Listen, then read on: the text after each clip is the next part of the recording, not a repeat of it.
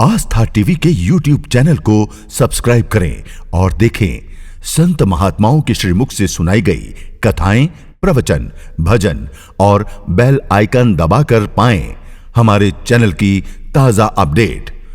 अरे नारायण गुरुदेव भगवान ने तो साक्षात कामधेनु प्रदान कर दिए, किसी के द्वार पर जाने की आवश्यकता क्या है। ये गोमाता साक्षात कामधेनु है। हृदय से भगवत भाव करते गोमाता की सेवा करो, सारी इच्छाएं गोमाता की सेवा से पूर्ण हो जाएंगी। विद्या की प्राप्ति गाय से, बुद्धि की प्राप्ति गाय से, धन की प्राप्ति गाय से, पुत्र की प्राप्ति गाय से, पुत्री की प्राप्ति गाय से, कहां तक कहें भगवान की प्राप्ति गाय से, ब्रह्म विद्या की प्राप्ति गाय से। उपनिषद में स्वामी जी कथा है ना, उपनिषद में कथा है कि गौतम ऋषि के पास एक बालक आया, बोले हमको अपने गुरुकुल में भर्ती कर लीजिए, हमारा जनेऊ संस्कार करा के हमको वेद पढ़ाइए। गुरुजी बोले तुम्हारा परिचय, नाम गोत्र बताओ। उसने कहा मेरी माताजी ने सेवा में लगी रही, संतों की, गौ माता की, उनको पता नहीं चला। उन्होंने अपने पति से पूछा नहीं, इसी बीच में मेरे पिताजी पधार गए, तो मेरी माताजी को भी पता नहीं कि हम किस गोत्र के हैं। बस इतना जरूर है कि हम ब्राह्मण हैं और मेरी माता का नाम जावाला है और मेरा नाम सत्यकाम है। अच्छा, गौतम जी बोले बिल्कुल ठीक है, तुम ब्राह्मण हो। ब्रह्म, क्योंकि इतना निश्चल निष्कपट भाव से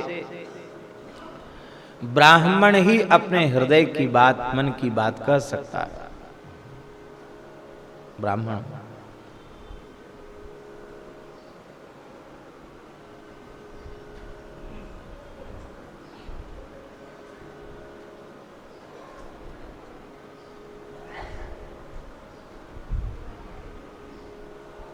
गौतम ऋषि ने उसका यज्ञोपवीत संस्कार करा के, संध्या गायत्री सिखा करके और उसको 100 गैया दे दी। कितनी गैया दे दी?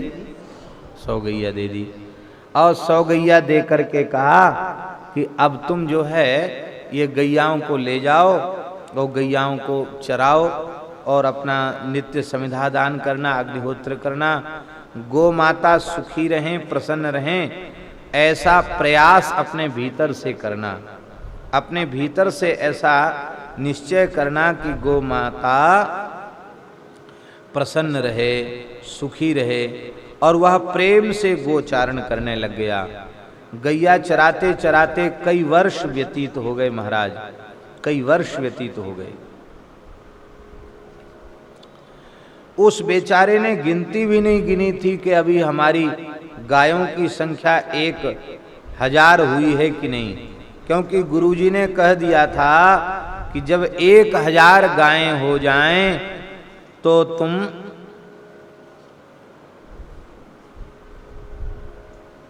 लौट करके गायों को लेकर के हमारे निकट आ जाना। आज गो माता के एक वृषभ ने, गायों के स्वामी नंदी ने, वृषभ ने डहकते हुए सत्यकाम के निकट आकर के कहा,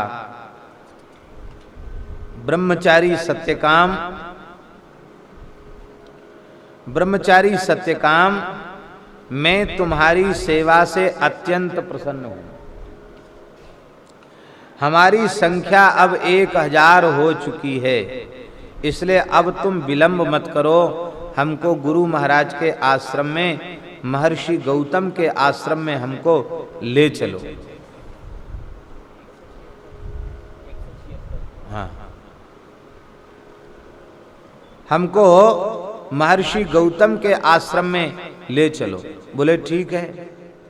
तो महर्षि गौतम के आश्रम में हम ले चलने के लिए तुम्हें तैयार हैं। उसको बड़ा आश्चर्य हुआ कि यह वृषभ मनुष्यों की सी भाषा में कैसे बोल रहा है? उसने कहा, बेटा आश्चर्य मत करो, मैं तुम्हें ब्रह्म विद्या के प्रथम पाद का उपदेश करता हूं।